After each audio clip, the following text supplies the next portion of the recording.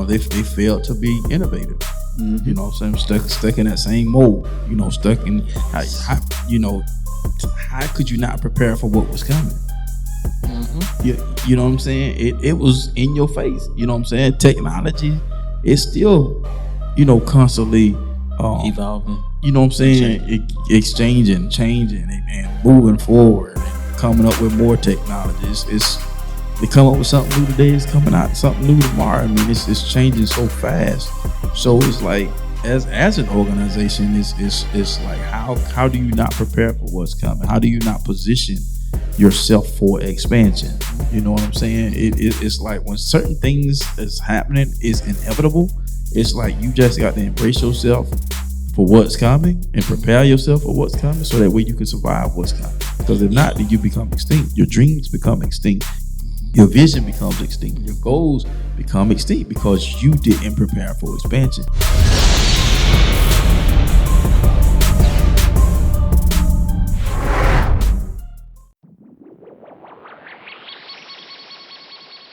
The B2S podcast is brought to you by Motivated Apparel. Motivated Apparel, the premier gear for motivation. A brand that motivates, inspires, and empowers you to stay motivated while chasing your dreams. Head on over to www.shiftmotivations.com/shop Motivated Apparel and grab yourself some Motivated Apparel today.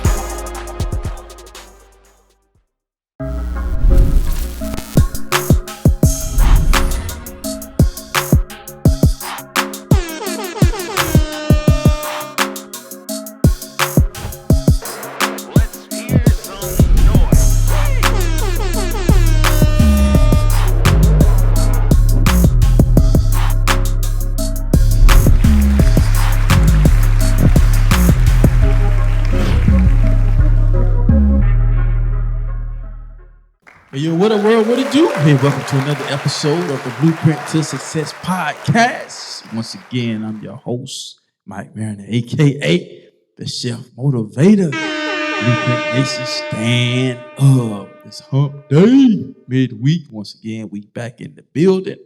Excited to bring you another episode on tonight, man. But y'all know how we like to do. Going to get the preliminaries out of the way. Man, y'all know how I like to introduce my co-host, man, my brother from another mother. Mr. Dumbo, Mr. Like Me, Mr. Throne Room, Mr. Got something dropping at the end of the month, and we just finding out on the last episode now. He feels some kind of way. Yeah. Y'all give it up for my brother from another mother, man. Give it up for Alexander Hall. Yeah, what's going on? Thanks. I had I was back in the day on Living Color, the clown. Homie the clown. Homie don't play that. Homie, yeah. And then he just, you know what you did when you shot that bright light in my face in that fight? For sure. What's going on, bro? I'm chilling, man. Sliding through the week as usual. That's it, man. Just working. Oh, man. Yeah, that's what's up, man. Y'all know this guy, man. My right, your left, my brother from the same mother. And I still ain't seen his birth certificate to this day, but I got it at the crib. I got it at the crib. I can show you. It's real. Y'all give it up for Big Dub, Big Bang, man. Mister, I got it. What? And if I ain't got it, I can go get it. But most of the time, I always got it. Y'all give it up for Boy Wonder, man. What up, Radowski? Man, you already know we doing what we doing while we moving. Doing good. What up, Blueprint Are we Nation? swerving this week or we sliding? Hey, we still slide. We still sliding? Okay. Still slide. I don't know. I have swerved a few times. Oh, Lord. I'm trying to tell you, these people crazy, boy, in line. Oh, man. Don't try my brother. Sheesh. Oh, man. They be acting crazy and then be looking at you crazy when you react to what the craziness that they done gave you. Right. Mm-hmm. How you expect me to react? And they look at you puzzled. Man. They give you that. They give you that. What would Jesus do? Look. You flip that. Which table one? over. The one that flipped over the table or the one? Right. I can give you both. Which version? You finna get that version. What these people Oh man, what's happening, man? Oh God, What's going on in your world, bro? Doski. hey man, yeah, I'm trying to stay sane in this world. The part say, I'm trying to stay safe in this life for sin. Oh. My girlfriend is them books right now. Yeah. Tell you. But I'm excited to embark on this new journey, man. Facts. Yeah, As we all should be. you know what I'm saying. Yeah, I believe it's almost the end of the year. Mm-hmm. Bro, over here took a deep breath. Bro, I ain't You gonna lie. made it. I started the year off crying, boy. I Oh, cried yeah, all. we Bro, already- I cried Yeah. all year. Yeah. Yeah, that was tough, man. I've been going all year. I came Hey. in there. Came straight out the gate. And Hey. at the gate, second day, looking crazy. Like, Lord, it's drunk crazy. Yeah. You know what though? I got something for you. Yep. I got something for you. Josh, wait a minute, no. Yeah, Joshua 1. Joshua 1. Mm-hmm. Joshua what? Chapter 1? Mm-hmm. All right, I'm going to read it. Mm-hmm. Mm-hmm. All right. Yeah, Joshua chapter 1. Yeah, Pastor Lynn sent me a text. We was at the FCA. Oh man, the banquet was so nice. I need to call Tim. But it was supposed to be it was a vision casting banquet. Man, it's a spot in Davenport, dog. Like off in the cut. On 27? No, in Davenport, in actual Davenport, like the okay. Davenport part. Yeah. It's nice off in the woods. Like they have weddings and stuff there. I think I know what you're talking about. It's called it's off of Horseshoe Road, something like Horse Creek, something like that. Anyway, bro, it's nice, dog. It's not big, but it's secluded. Got the swings, trees everywhere. It's real nice, bro. So I forgot how he ran across the lady that owned the couple that owns it. So they donated it for the FCA is a ministry, so they donated the facility. And so had it catered by the catering code, which the son played for us last year. So they sponsored some of our banquets and stuff. Food is excellent, dog. And they catered the event, so food was excellent. So supposed to be, he said there was a lot of food left over. So they're gonna feed it to the JV guys Thursday. Wednesday. I'm sorry, we played Wednesday, and but bro, it was dope, dog. It was like really nice. It was like really nice. I was like, man, what is? He didn't even know it was right there. So somehow he got connected. Man, with there's the a lot owner. of stuff back there. Yeah, A lot, even nice hotel resort. It's like resorts and stuff back there, like when in the cut. If I'm thinking about what you're talking about, because there's some spots that's in Davenport that's really Davenport. They consider Orlando now on the map. Oh no, not that way. No, this is in Davenport, like in the neighborhood part of Davenport, way back in the cut, where they're building and cutting trees and stuff down. Yeah, it's houses and stuff. Well, I'd never been that far back. So actually, I had a client over that way, like in one of the state on one of the streets. But then when you keep going down, it's like a lot of land, but people got houses on each side of the road, and then it's off in it's literally off in the cut off the road. Yeah, but yeah, it was nice, man. So it was vision casting event, and that turned out really really really nice. It turned out real nice, man. And so Pastor Lynn texted me, and she was like, have something ready tomorrow just in case. Yeah, I was like, okay. So she takes me and one of the other preachers, ministers, and say, one of y'all just have something. And so when I read it, and it just popped while he was talking, it just popped in my head, Joshua 1. And says, Moses, my servant, is dead. You know what I'm saying? So, and so I said, well, me and Minister Kia both said the same thing. Well, we got one in the chamber. I said, yes, we do. Because she ended up saying she felt led to do it. So because they've been going a lot. Yeah. So been fatigued and stuff.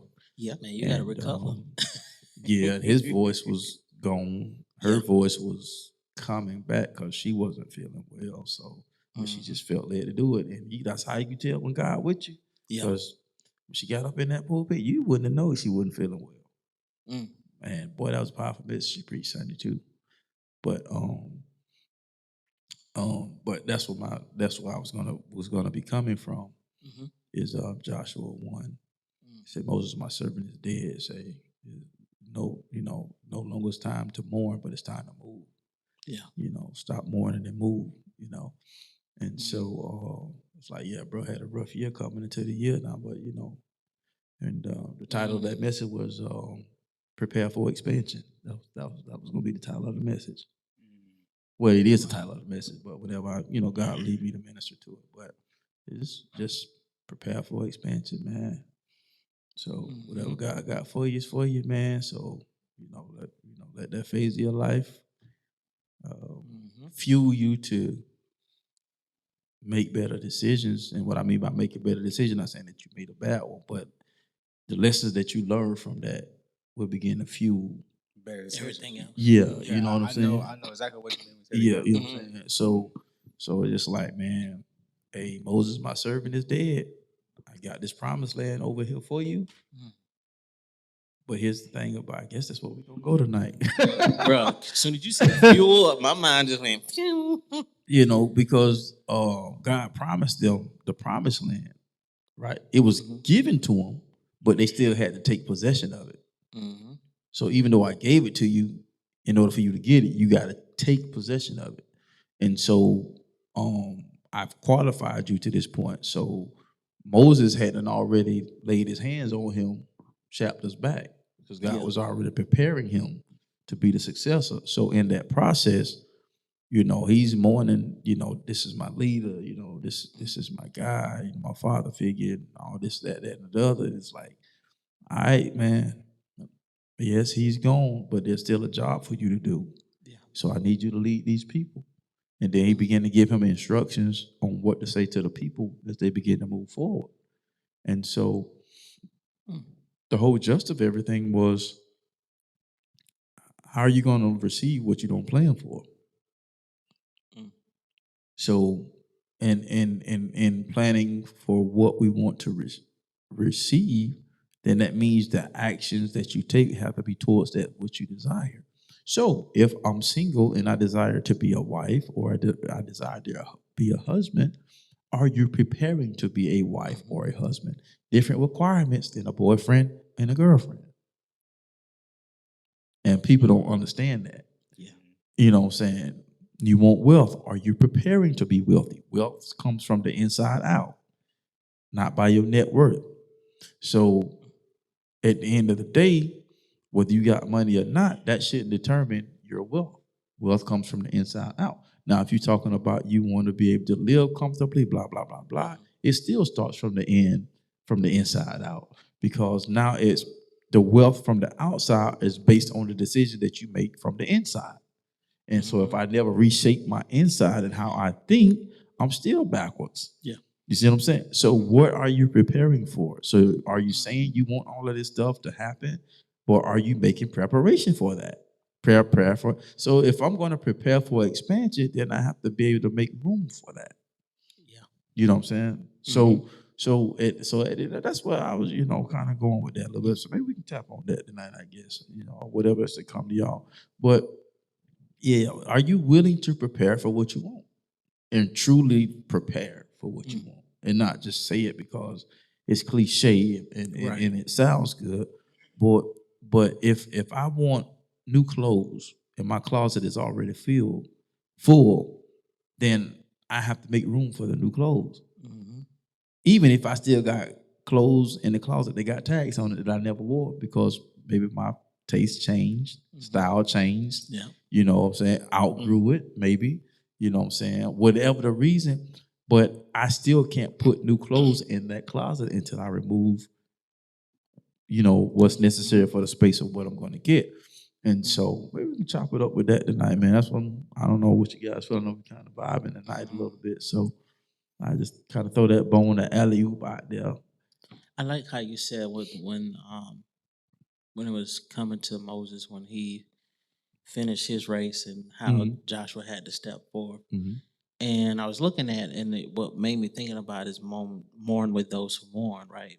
But it's not just a mourning of carrying their pain, you're carrying their hope. Mm-hmm. So you're just the presence of just showing up and being ready to receive whatever that looks like, even when you don't feel like you're ready to receive what it looks like because of the circumstance. Mm-hmm. So when I was looking at this, your pain can become your platform, your loss can birth your legacy, Mm. and your mourning can lead to ministry. Say that again. That was good. And this is purpose to progress. Your pain can become your platform, your loss can birth your legacy, and your mourning can lead to ministry. Mm-hmm. The mourning of something died, that means something's about to Mm-hmm. be birthed and being. When you think about a person that just died, how many times you hear, oh, somebody over here done had a birth, they just had a baby? Mm-hmm. I mean, simultaneously at the same time. Mm-hmm. So as those who've released have done what they're supposed to do, Mm-hmm. now the new has to come in, and now we have to train them in the way they should go and how they need to maneuver and how we need to operate and train them and move them into the right direction. Mm-hmm. And it says, at the morning comes movement. We don't stay in sorrow, we rise with strength. Helping someone heal reminds you that life continues, that there's beauty after ashes. That's good. That's good. I was like, wow. Because we only focus on the morning. We stay stuck on the morning. And if you stay stuck on the morning, you can't surpass and receive or make room for where you're trying to go and what was actually the ultimate plan. Right, right. Which was the ultimate mission. Mm-hmm. We just didn't think this would be like how we said before, the method. Mm-hmm. We don't care for this method. Mm-hmm. I understand that. I'm gonna let you grieve. I'm gonna let you do what you do, feel how you feel. But I'm gonna also be like, hey, time to go. Let's go. Yeah. Right. There's enough of that. Like sometimes you gotta not be mean, but be stern and be like, hey, look, it's bigger than that. It's I still have a purpose and a vision and a mission for you to carry out. Yeah, and that's why he said it, because while he was mourning, there was no movement. You know what I'm saying? So you have to come out of that in order to move. What are you mourning in your life? Yeah. That's the question you got to ask, and internalize that question. Like, what are you mourning? What am I mourning? What is causing me pain that is keeping me stagnant? Because that is like one of the quickest thing that can kill a dream before it even turns into a vision. Yeah, it's stagnation. You know what I'm saying? Yep. It's stagnation, and God is like, well, at the end of the day, like you said in the last podcast, and even previous ones before that, is when we lost mom, and you lost your drive for ministry with the music and stuff like that, and God say, hey, that ain't attached to her, you attached to me. That's a hard pill to swallow, right? We say it. You know what I'm saying? To say, I'll suffer this major loss, but I still have to continue on and figure out how do I continue on with this major loss that's going on in my life. And it may not be a loss of a loved one for you. It may be a loss of a job. It may be, like once again, government shutdowns going on. So people have lost income for a period of time until they decide to do what they need to do so that people can get paid for work that they're doing. It could be losses in other areas. So are you finding yourself mourning those losses in those areas so much so that you can't move forward? And you know what? Sometimes you have losses by default and by design. Because loss, sometimes you'll find your identity in that and you'll stay stuck within that right there. Like you're good. You ain't, every life is grand. Ain't nothing ruffling your feathers. Like we good here. We don't need to shake nothing up. But loss has to play a role in a part because it makes you not only dive into things that you don't even realize you're attached to, that you found identity in, but it also realize and help you to see that I can't be tied down into one space, into one place, and expect things to flourish or to grow. Like even with taking care of plants and watering day to day, you know what I'm saying? There's a certain amount of water that has to partake. There's a certain amount of sunshine that has to take in without getting water. It's no different. It's a certain time where this flourish, and it's a certain time where this thing die, or it has to be adjusted in order for new measurements of however whatever that looks like to partake and start to keep living. Because when you think about season to season, when you think about flowers, they bloom at a certain time of the month of the year. And Florida, it's pretty much year round, but there are certain seasons that it happens to where, okay, you may not want to water because you may kill it because of how cold it is. So you have to be mindful of the loss, but be more mindful of the purpose. Be more mindful of the adjustment. Be more mindful of like, okay, I know I feel like how I feel. I understand I took a loss, but I can't afford to take a loss.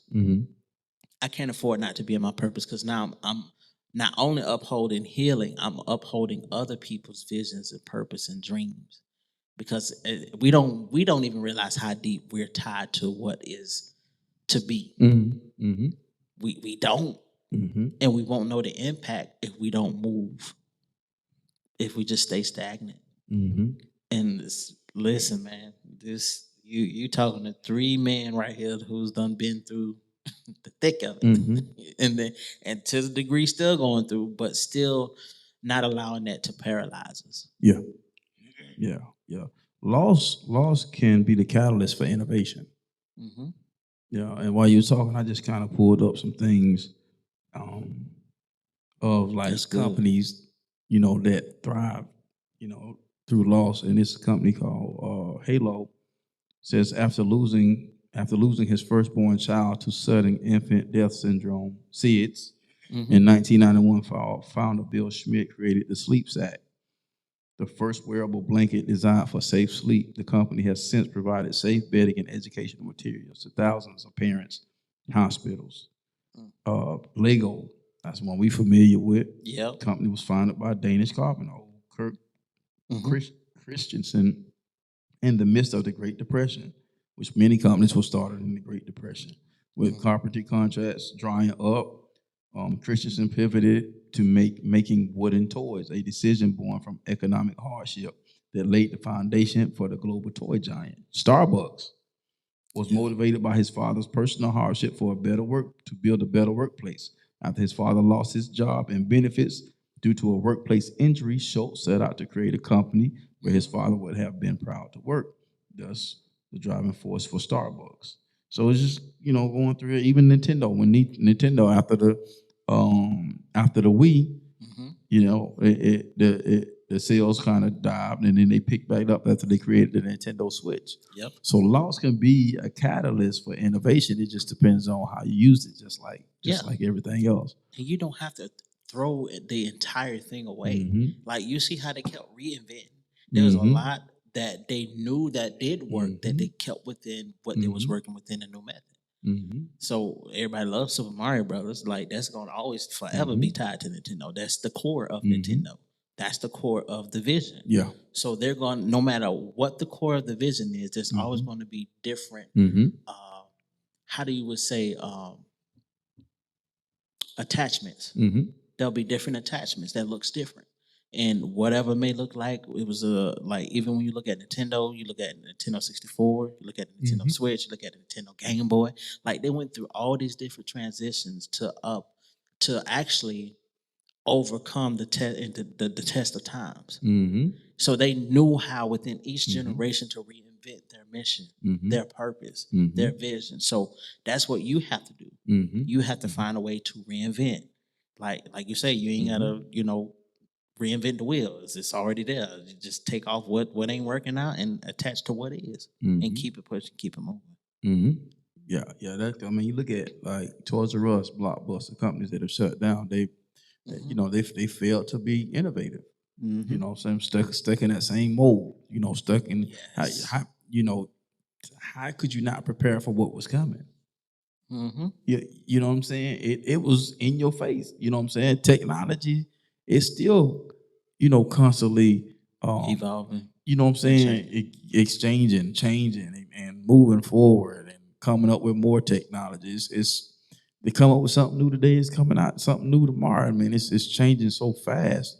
So it's like as an organization, is like how do you not prepare for what's coming? How do you not position yourself for expansion? You know what I'm saying? It's like when certain things is happening is inevitable.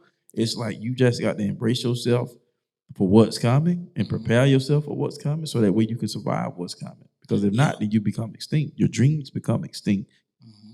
Your vision becomes extinct. Your goals become extinct because you didn't prepare for expansion. Because guess what? That same dream that you had in 1996 is 2025.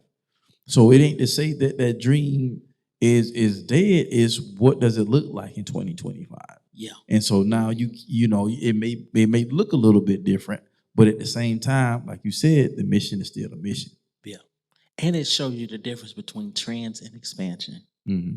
You know what I'm saying? Because it's like sometimes we can kind of blindside that when you think about expansion, when you think about trends, you're doing something that you see everybody else is doing, but it's not because of that of what they're doing. It's because it's the times. You understand what's going on. You understand the movement. So if I need to survive, or if I need to make sure that this is thriving, I need to do the same thing, but not only because of what everybody else is doing, it's because it's the times we're in. This is how to sustain. This is how to get further people to see your product, to hear your music. Like there's so many different avenues that we have to take and use as monumental steps to get us into a better position, to get us into a better place of within our products, within our goals, within our vision, our dreams. When you look at AI, you know, everything that is placed on this earth, depending on who is the operator, is some form of reasoning for.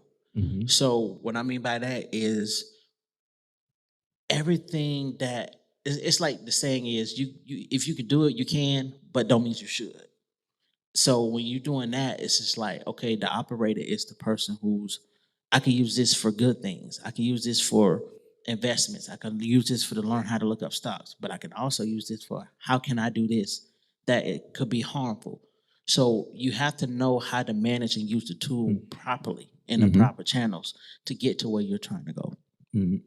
And bro, like even with where music is going with AI and how crazy it is, like even when looking at how Timbaland using an AI model as the new artist, it's crazy.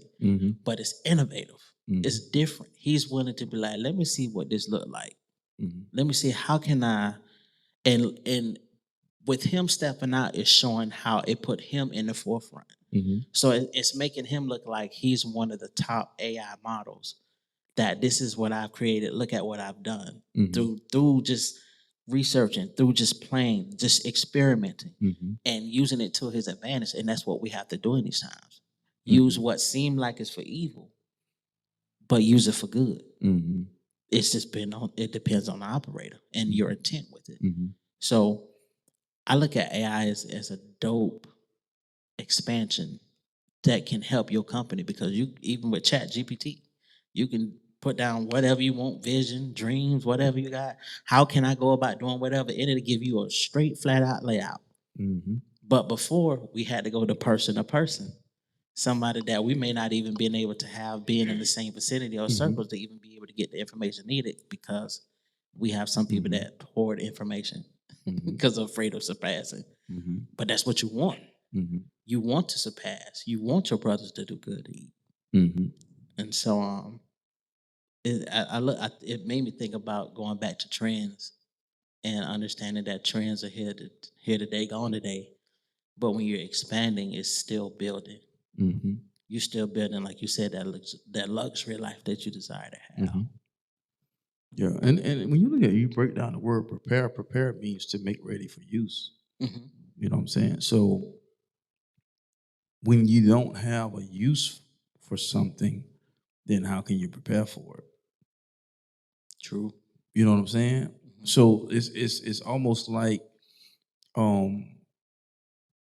even having the vision or the sight to be able to bring something into existence that's not even there, and in the process not lose sight of something that's not even there, if that makes sense. And what I mean by that is preparation requires vision. So in vision is sight comes from the eyes, vision comes from the mind. So if preparation requires vision, then I think the next question one should ask themselves is, do I have vision? Or where is my vision, or where has it gone? Because I can't prepare for something that I don't envision. So if I don't envision my business expanding, guess what's going to happen? Nothing. If I don't envision my family getting better, guess what's going to happen? Nothing.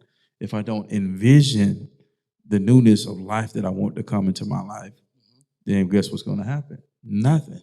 Because if I want all this stuff to happen, I have to envision it first and then prepare for it. If I don't want a new car, then I can't prepare for a new car. You know what I'm saying? So it's like my daughter, like, you know, with our youngest daughter, she just bought her first car. And but we prepared her for the moment. Now we took charge of the moment, working the deal out, talking to the salesman, because she's still, you know, young and she's learning this stuff. You know, but along the way in the whole process, I'm teaching her. I'm letting her know. And it was so funny to see her in the beginning towards the end, because in the beginning of the process, Dad was being abrasive. I said, no, you have to be this way. I said, because if not, they will run over you. Telling you. Because they're trying to rob you. The two most expensive things you're going to buy in your life is a house and a car. Yep. So you want to get the best deal as possible. And when you know how the process works, then you know how to prepare for it. So the vision was to buy a car. Yeah. So now I'm going to prepare her. Okay, well, you're young. So these are certain ways as a young high school, college student that you can build your credit. This is what we're going to do. Hey, let's go get this card. Let's go get this card. Put this on there. Do this. Pay it off before it gets here. I don't want to teach you bad habits that we learned early on. So we want to try to eliminate that. Go ahead and put you in early, put you in the game early. And that's what she did. Yeah. So then it's like, okay, well, this is a process. This is how this works. This is how they do. This is what, you know. And then I'm telling her, and I'm letting her know. I said, listen, it's different when you got credit and money. Yeah. I say, you can have one or the other. Yeah. But when you got both, you talk different, you walk different, you act different. I say, so when we go on here, I say, this is what you're saying that you want, right? I say, because what they'll do, they'll try to push you in to whatever your price range or whatever it is. I said, but if this is what you want, this is what we're going to come off with. And so, yeah, so she tested the waters a little bit. Then she wanted to look at this, and then I said, but I thought you said, but okay, we'll go through the process. You want to look at so, and then you can see how the different salesmen respond, different things like that. And then she was real soft, like Dad, you was too hard. Like trust me, I wasn't hard at all. I said I could have been a whole lot worse. Listen, that was lightweight. I said, your dad. I said, because don't waste my time. This is what we're looking for. This is what we want to pay. And if you don't want to give that to us, I know somebody that will. I just ain't met them yet. Vision. You know what I'm saying? Facts. And then they all say the same thing. Well, nobody's going to sell you that car for that price. Bull crap. We did. They ended up having to rescind the deal because it was some stuff that was going on with the car that they say they didn't know. So we unwound the deal. What you said couldn't happen, guess what happened? It happened. So, but anyway, so going through that, but now once we get to the end of the process, her whole thought process has changed. Because now you seeing how they was trying to get over, trying to do this, trying to do that. At the end of the day, the ball is in your court. It is. They got to sell a car. You might not buy it from them, but you're going to buy it from somebody. You understand what I'm saying? And so, in this year to a year or some months, we was in preparation for expansion for her to bring something in her life that wasn't there before. So anytime you want to bring something in your life, make sure you're in prep mode for it, because you want to be able to maintain what you're expecting to come into your life. Because a lot of times we ask God for stuff, and we don't ask God for wisdom on how to maintain what we ask for. The B2S podcast is brought to you by No Grind, No Glory Apparel, R8 28 edition. is a reminder to stay strong, to be courageous, to stop your fears, and to feed your faith. Even when it feels like everything is falling apart, just know that you were born to stand out and make an impact. Head over exclusively to www.nogrindnoglory.net and grab you some merch as a daily reminder that all things work together.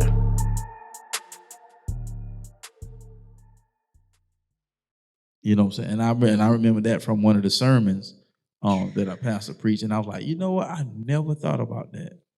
We ask God for this. We ask God for that. Okay, well, I can give you something that you don't qualify for. Mm-hmm.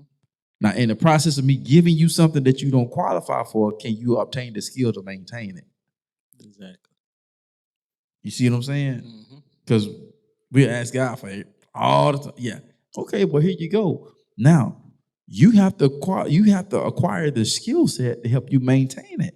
I gave you the blessing, now because it'd be so funny, and it just hit me because well, God, if you give it to me, then that means you got to maintain it. Yeah, that's facts. I give you that.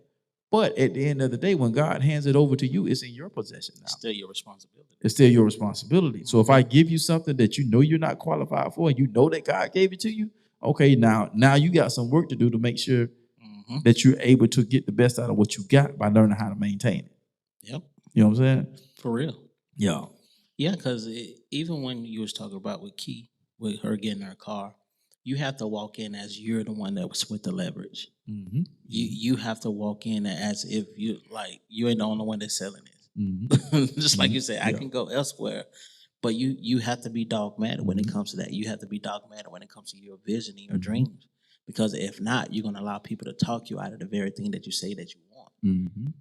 You got to have thick skin. You got to have Mhm. crocodile skin. Mhm. I never forget. Big bro said, "Man, look here. You coming in this industry, you better have some crocodile skin." Because, bro, I'm telling you, like you gonna have to come in stone wall, stone face. Mhm. Let them know they can't mess with you. You gotta have your business in a row, your ducks in a row. Mhm. Because if not, this will plummet, this will crash, and you're not even going to deal with anything remotely to this. Mhm. But it built resilience. Mhm. It built like my stance of standing on business and letting you know, no, I got to make sure this is in line. Because people are just pull you left and right, Mhm. Mhm. and that will pull you out of the will and the purpose God designed for you to be in. Mhm. Mhm. And you can't let that happen. You got to be dogmatic. Mhm. You got to be dogmatic about your vision, like your Mhm. life depend on it, because it do. Mhm. You had said that. I think you said something just now in the lines of, like the car dealership thing, Mm-hmm. when you have to, um, you said know what you came for. Mhm. Mm-hmm. So I remember, and I love this individual, my homegirl V and her husband, Vanessa and Juan, Mhm. Carlos Rodriguez, the Rodriguez family. And one day I was in the office and had a brief moment, and she pulled me in the back of the office. She was looking at me, and she said, "You have to remember that the blessing is attached to you." Mhm. Mm-hmm. And I've never had a woman tell me that before. And you have to stand on what you stand on and know who you are, because once you do, nobody can sway you Mm-hmm. and to make you think or feel otherwise. Facts. And when you know what you came to do and when you know who you are, it helps you make the decisions that attach itself to what you proclaim to be. Mhm. You know what I'm saying? People who have substance abuse issues, if they're not in a place of their life where they want it gone, then their actions add to what they are. Mhm. Mm-hmm. You know what I mean? Yeah. Like people who, and I'm not getting tired of it because I don't I don't it doesn't bother me no more, but it just make my skin crawl a little bit when I hear people say things like, "Oh, you think you white because you have money," or "You think you." Stop trying to stop putting a race or a color onto decision making. It's African Americans who have money. It's you take a African American, Hispanic, a Caucasian, or a Japanese. You put them all in a line, and let's say each one of them make 8 figures. They did it their own way, but let's say their network they made 8 figures. The Jamaican and the Chinese and the black person and the white person and the person who's from Indonesia and the person who's wherever they're from, they have one thing in common. Their mind work a certain way. Their race have nothing to do with it. They all have to condition their minds and their hearts to have certain types of attributes and certain type of discipline to produce the type of fruit that they want out of their life. And once you know what you are, you begin to stand on certain things and you act a certain type of way. So like you said, I came here to buy a car, not to be sold one. It's a difference. Exactly. It's a difference. That's good. I like That's a bar. I like that. Right. That's a bar. I came here to buy a car. I didn't come here to be sold one. So this is what I'm working with. This what if I can't buy it with with my plan to come here for, it's not going to work. Bro. The crazy thing is the car that she bought was the car that the guy didn't want us to see. We went because she was in prayer and she said, this is what God told her. I said, okay. And while we was looking and going around, and after we bought the car that we bought, a great deal on the car, but it was a bust. So I had to rescind the deal. And so I said, baby girl, I said, all right. I said, replay this, what you felt God was telling you when you was praying and stuff. So she, because she left some stuff out. I was like, okay. And believe it or not, she did mention the first time that she heard the words Lakeland. So I was like, when I revisited that, then she started telling me more in detail. So I said, okay. And not too long after that, because we hadn't already went on that car, the same car lot. We went on the car lot, same dude. The first dude that met us there was the second dude, same dude that met us there when we went back. So the first dude he was on, so I was like, okay. And I said, no, this is the kind of car that we're looking for. Well, would you like this? No, this is the kind of car that we're looking for. If you can't get us, And then, so we looked around to see what they had. At that time, they didn't have the kind of car that she wanted on the lot.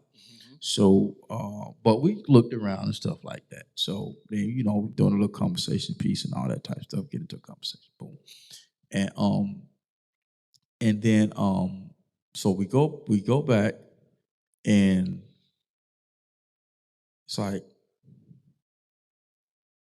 I'm going looking online, like, okay. I said, so we'll ride back over there. So we ride back over there and the reason we're riding back over there now because now she's curious about a different vehicle.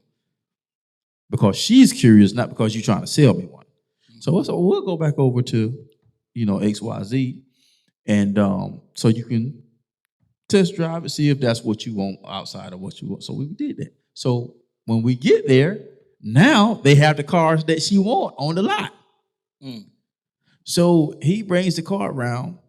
Nice, I ain't gonna lie now, it was nice.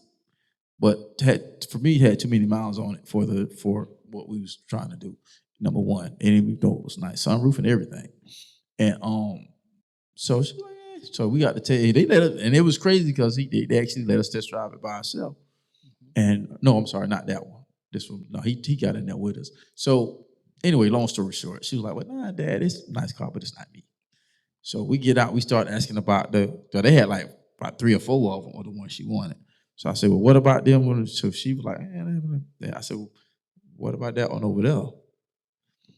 And well, the first thing he says, that's out of y'all budget. Ooh. So I said, dude, checking my pockets. I said, okay. Well, I'm just trying to stay within your budget. I said, what's going on with the car, man? I said, my daughter want to check the card. Bro, I asked this man 3 times. Do you know that man that would not check on what's going on with that car? So we goes inside. And we debating, going back and forth. So I'm like, bro, I say, we good, dog. I say, listen, we got money, we got credit. It don't matter.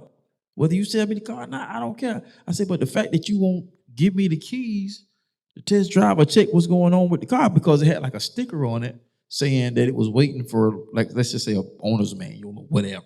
And that's it. No price, none of that stuff. But it's sitting right. It's nice. And so, white guy comes out, and I'm thinking he's just a customer. So come to find out, he's one of the managers. Because he was dressed down in Bucks gear. So he's like, hey man. He's like, will you da da da da da? And then he was like, whatever. I said, well, let me ask you something, man.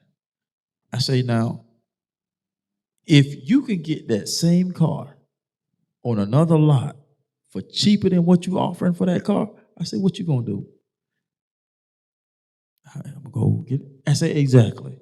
I say, so why you? Because what he told me what the car was it wasn't. I was like, I can pull up. I said, matter of fact, I pulled it up before we even came here.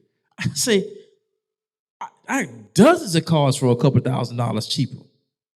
And I know about apples and apples, comparing apples. I say, so at the end of the day, he was like, and this is the general manager at the time. I ain't know it was at the time, but he was like, well, yeah, I'm gonna go down the road. I say, that's exactly what I'm saying. I say, so either you want to sell a car or you don't. I said, because if you don't sell that car, all you're gonna do is turn it back to the auction. You gonna so we ready to buy a car right now. And if she liked the car, we can buy the car. But I'm not gonna buy it for that price. I don't care how, and it was so fun. I said, I don't care how much y'all bought the car for. Well, that means you paid too much for the car than what you should have got it for in the first place. Because they trying to recoup. I don't care. That ain't my problem.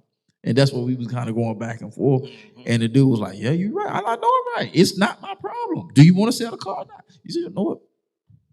I say, at this point, I don't even want to test drive the car.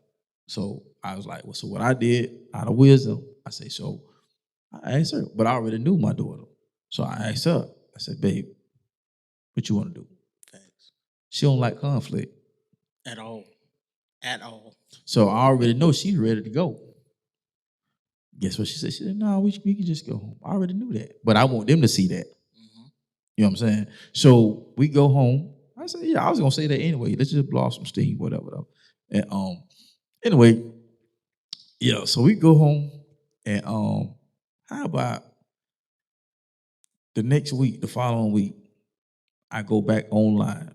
That same car dropped $3,500. The same exact car. So the manager actually ended up giving me his number personally. So we dialogue. He had some sense. So I ended up calling him. He just so happened to be out sick the time we wanted to go actually look at to test drive the car. And so he told me, but I'll let the manager that was there know that y'all coming. So we ended up going, taking a look at the car, and ended up buying the car. Same exact car, $3,500 less in less than a week. You understand what I'm saying? So we went to go buy a car, not be sold a car. And a lot of time, you know what I'm saying? You're trying to purchase your dream, not be sold a dream. And what I mean purchase because it's a price for the dream. And you got to be willing to pay it. It's costly. And so a lot of times we'll sold a dream and then we get frustrated because we'll sold something that wasn't ours in the first place. I know that was a long way to kind of paint, but I just had to paint that picture because that was a whole process. And I was explaining, and once we got done with the end of the process, then my daughter understood why Daddy had to be abrasive. I told you, because in the beginning she was like, "Well, Daddy, you didn't have to say that. You didn't have to talk to him like that." I was like, "No, yes, I did." Yeah, because They would have hated No, yes, I did. That ate her up. Like, you gotta be when somebody's trying to swindle you out of your position, you have to be on shark mode. Period. Yeah. And guess what? A lot of the times, a lot of us are swindled and we don't even know. We like this. Right. We like this. Oh, feelings. Right. Oh, they wouldn't sex. do that. Oh, the sex got me. Oh, the gifts got me. Oh, he looked good, got me. Oh, his talk game good. Oh, she's so fine. Oh, the money good. Maybe I should try this job. Oh, blinded. You getting swindled out of where you should be at. So that's why I said earlier, and thank you for that story. I didn't even know that was going to lead to that story. But I didn't know until you said what you said. It just kind of it was needed. It's a difference when you come to buy and you being sold something. I'm at the point in my life right now. I know I need to buy. I'm not finna be sold anything that's contrary.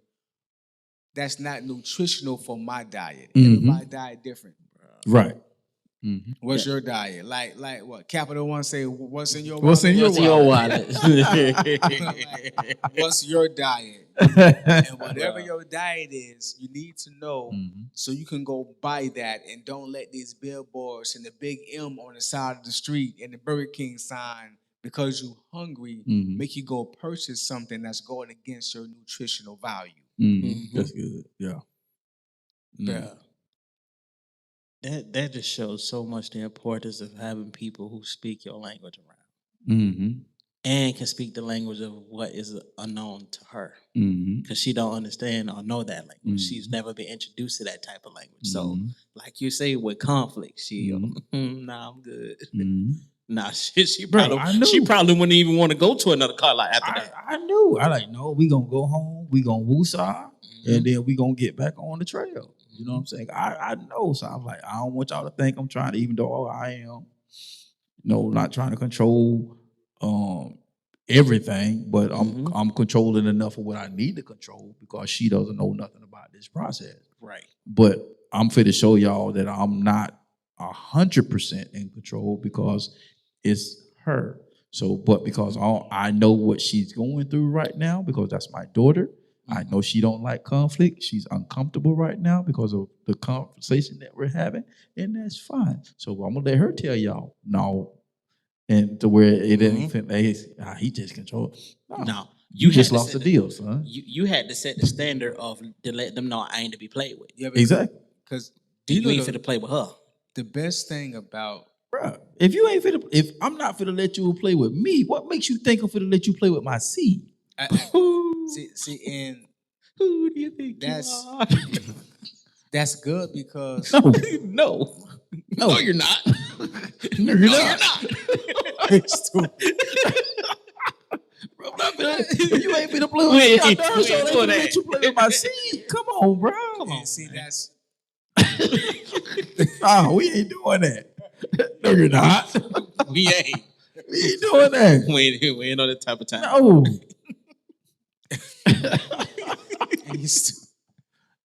That's good, bro. The best thing everybody has a superpower. Yeah. So the best thing about your wonderful daughter is with her not liking conflict. The best thing about her, she's gonna really understand why conflict is needed. Yes. Conflict is needed. That's that good conflict. So she's gonna be able to understand why I need to put my foot down, why I need to roar a little bit, why I need to shake up the carpet a little bit, because she understands reckless conflict and conflict that actually gets straight into putting things in order. Mm-hmm. Right. People talk Mm-hmm. crap about President Trump all day. Look, check this out. The Roman Empire was the army, they were the most strongest army. Mm-hmm. Mm-hmm. Other countries have to link up before they attack the US for the most part. Mm-hmm. So without conflict, bro, Mm-hmm. stuff will be, don't get me wrong, stuff happens. But without proper conflict, Mm-hmm. Right. certain boundaries won't be set in place. Mm-hmm. People think they can do what they want to do and you can't. Mm-hmm. Mhm. Mm-hmm. Mm-hmm. So your daughter's gonna understand, even in her personal relationships, oh, I need to say something. Mm-hmm. Right. So I have to say something because if I don't, Mm-hmm. you're gonna think you can do whatever you want and you can't. Mm-hmm. Yeah.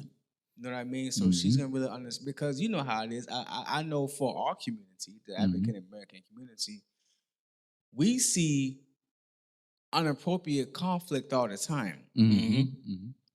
Baby mama, baby daddy, mama and them going at it. Somebody getting drunk, it's a fight. Somebody getting jumped in the hood. Somebody getting shot. Somebody done stole something. They arguing. It's all but the conflict for the wrong reasons. Sometimes conflict is necessary. Yeah. You need it. Like you need to set things in order. And sometimes you have to be confrontational. Right. Doesn't mean you got to be aggressive. Mm-hmm. Aggression and confrontation are two different things. You confronting something. Mm-hmm. Mm-hmm. You're stepping up to the issue. Mm-hmm. Exactly. You're stepping up. Hold on. You're facing something. Mm-hmm. It doesn't mean that you smacking somebody outside their head. Right. You know what I mean? So you was just like, yo, you're not finna. First of all, you're not finna bamboozle us. Mm-hmm. Yeah. You're not finna size my daughter. And when it comes to situations like this, you have to understand that you're coming in to buy something, not be sold something. Man, I'm telling you, when you come to, I am coming here to buy. Right. I'm not coming to be sold. My Exactly. V told me you have to understand Mm-hmm. blessing is attached to you. Mm-hmm. Mm-hmm. Yeah. Yeah. You are the blessing, not what you're able to do. Exactly. And that's where I can say both men and women get it construed because a lot of time men don't see their value outside of being a provider. Right. Because that's the box that society and women and have put you in and tell you don't you come out of this box because this is where your value is. This is what you're supposed to do. And if you can't do that, you are no good for me. How? Exactly. When I've been a provider of peace for this house, when I've been a protector, when the wolf tried to come and take one of the chickens, so to speak, and I had to go in and protect the home front. How is my worth tied to my pocket and not my heart and not my mind? And on the flip side of that, some men hold on too much of that as far as monetary, Mm-hmm. and some men can't see the value in a woman besides for the kitchen and the bedroom. Mm-hmm. Mm-hmm. Like your girl is more than just cooking you spaghetti and opening up her thighs, bro. Mm-hmm. Right. A woman is a powerful being, bro, Mm-hmm. and you have to understand what she is and who she is. Mm-hmm. You know what I mean? So it goes Both ways. It goes both ways. I'm telling you, bro. Some women just think a woman is just breasts and thought. No. She's way more than that. A woman is way more than sex, and a man is way more than working. Especially when you have a man and he's working 40 hours plus. Right. You need to be speaking life into that man. Mm-hmm. So his heart and his mind can be set on other things than burning himself out, Mm-hmm. working 60 hours a week, building somebody else's legacy, and y'all two can't come together and lay a foundation for something for yourselves. Mm-hmm. Yeah. Mm-hmm. You see what I'm saying? Mm-hmm. So you got to understand the end goal. Mm-hmm. Yeah, yeah, and I didn't even mention it. It was like, and it's one lot we went to, bro. And dude kept trying to sell us this one particular car. What it was. And he didn't say. Okay. Mm-hmm. kept trying to tell us this. I mean, nice car. It just wasn't our car. And then come to find out once we went inside and we go inside and he wanna I already knew our peep game already. So I was like, can you guys wait? I'm like, for what? We ain't fit to buy you. You don't have nothing we want to buy. What I need to wait and talk to your manager for. So I said, well, how long is it gonna take? But you go to 10 minutes. So me and her both, we watching the clock. And we both about to get up and walk out before they come over. And they come to find out, y'all got a whole another slew of cars on the other side of the car lot. Man, let's go. I ain't got time to talk to you, dog. Even Kiki put it. She said, why he kept trying us to sell that car? I say, it can be a bonus type to that car. It can be something that they're doing, which is why he's trying to get you to buy that car. Well, look at the miles. It don't have. I don't care how many. I don't care if it had 0 miles on that bad boy. If it ain't the car that I want, I ain't buying it. She even picked up on that because I said that because I'm walking. We talk because every time. Okay, we're gonna. Well, this has this. I don't care. Let me go look and see what you got else on the lot. And he always pointed right back to that car. You was not for to sell me nothing, but we're gonna buy something. They trying to sell a dream. I gotta keep that back there. Yeah, you ain't fit to sell me. No, I'm fit to buy. I'm fit to purchase the dream that God has for me, but I'm not fit to get sold on one that ain't got nothing to do with me and my purpose and what I'm supposed to be doing. I'm not fit to do that. Yeah, reminded every day of, dang, I shouldn't have got this car. Be reminded every day. I was just finna say. I was just finna say. I don't know if there's an endless advocate or not. But there's a flip side of that. I came to buy. I didn't come to be sold nothing. Don't be trying to buy nothing you can't afford and you're not willing to pay for. Straight up. Thanks. Therefore, if God align you with something, that's what's for you. Yeah. Period. That's your budget. Yeah. If that makes sense. If you've been praying for an opportunity, God, I need a gig. I need a gig. I need a gig. God, I need a gig. Well, I got an email. Somebody want me to come speak at a funeral home. I need a gig. God, that's a funeral home, God. I don't know what you got going on with that. I need a real gig, like 300 people gig, 400, 500 people gig. When you get to the funeral home, you didn't know that you were speaking into funeral home builders. People who put in the stuff on the inside, and their company, they want you to come speak to their people to build their company. You didn't know that. You just saw a funeral home. That's your budget, bro. Don't be trying to overextend and overstretch something when God sends you something. No. If you're praying for something, you done been through something. If He sent it to you, guess what? He has gave you that lot for that budget. Yep. That's what it is. Straight like that. Don't be trying to buy nothing that you can't afford and that you're not willing to attain. Yeah, because everything costs. Everything costs. You just got to look at it and see what it's going to cost you. So Straight like that. If it's going to cost me peace, I don't want it. I don't want it. If it's going to cost me my health, I don't want it. If it's going to cost me to go in debt, I don't want it. If it's going to cost me anxiety, I can't sleep, I don't want it. If I got to be thinking about what you doing when I'm at work, I don't want it. I got to let go on my shoulder every time. I don't want it. I don't want it. I don't want it. Hey, y'all need to do something with that. That's an anthem. Hey. That's a whole anthem right there. If I have to decode and try to justify everything you say when you tell me something, I don't want it. Like, why? So why have that around you? Like, why are you trying to buy that? Yeah. You been sold a dream. You got to prepare for what you want, not what somebody wants to sell you. For real. Yeah. Yeah. And drip voice. Yeah.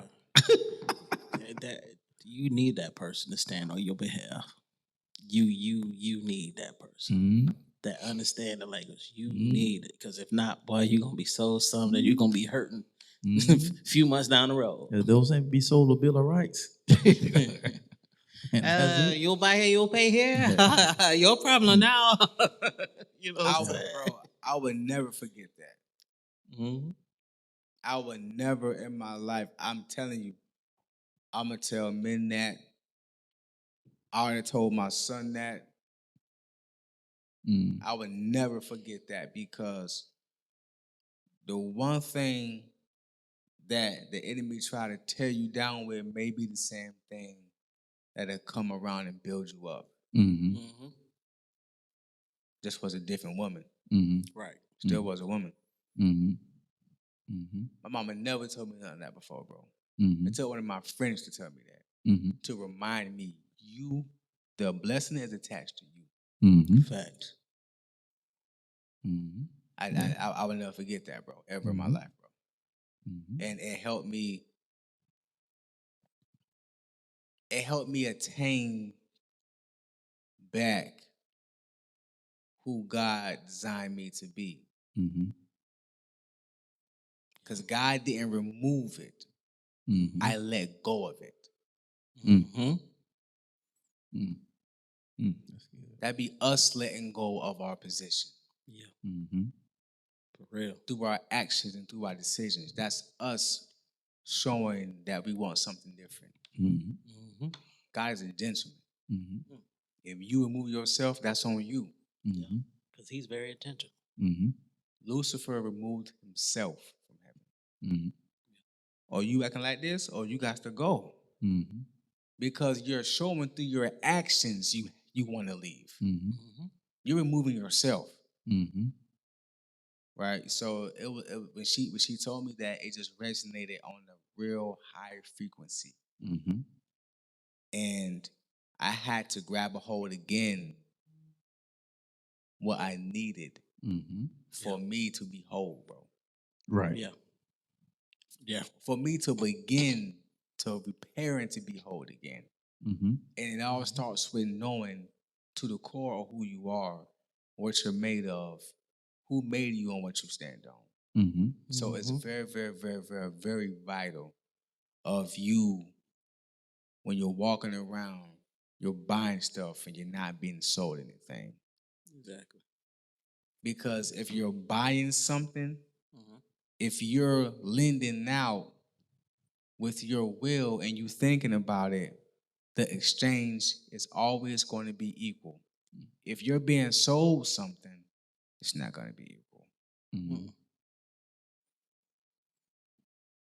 And there you have it, folks. That's it. Man, it's been another live one. Yeah, we appreciate your Blueprint Nation once again for rocking with us. And once again, we hope you said some nuggets of wisdom that'll shift the trajectory of your life and what you're expecting God to do in your life, man. So, hey, if you're looking for more, if you believe in God for more, make sure you're in prep mode to be prepared and be in prep mode to prepare for what you're believing God for to enter into your life. Because it's easy to occupy empty space, but you can't occupy a space that's already occupied by something else. So make sure you clean that space out, and whatever you're preparing for is what you're willing to pay the price for. Because you want to be bought. You want to buy, you want to buy and not be sold. So whatever it is God got for you, it is a price to pay. So, but at the end of the day, it's still there if you want it. Like bro said, don't let go of it.